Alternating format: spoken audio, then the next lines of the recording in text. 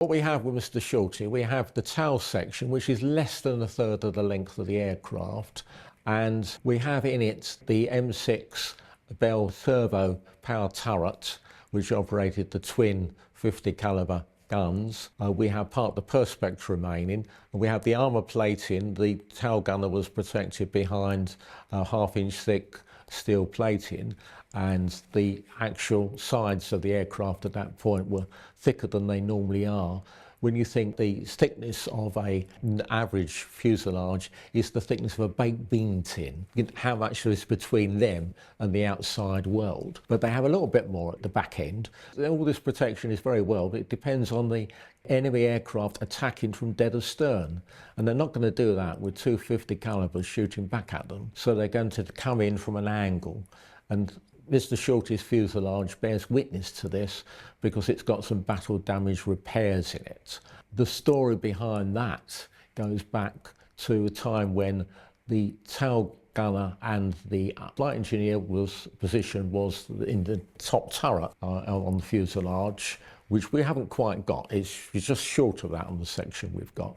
But he swapped one day with McGuffey, who was the tail gunner, because McGuffey was taller, a lot taller. So surprisingly, the tail turret is more cramped than the dorsal turret on top.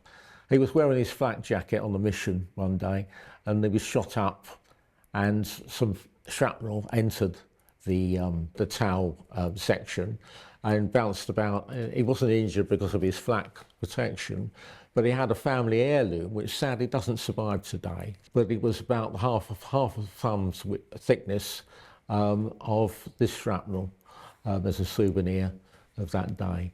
Now, we can't prove that the actual battle damage on that aircraft relates to that incident. And his name was Roy Bosack. His son, Roy Bosack Jr., became the historian of the 323rd Bomb Group at Elscombe.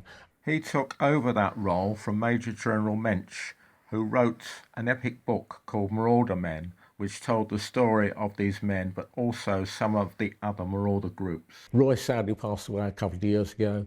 He and I worked very well together, and he was always unstinted in the time he gave, and had a remarkable database, and was able to come over here and see the remains of the aircraft that his father flew in.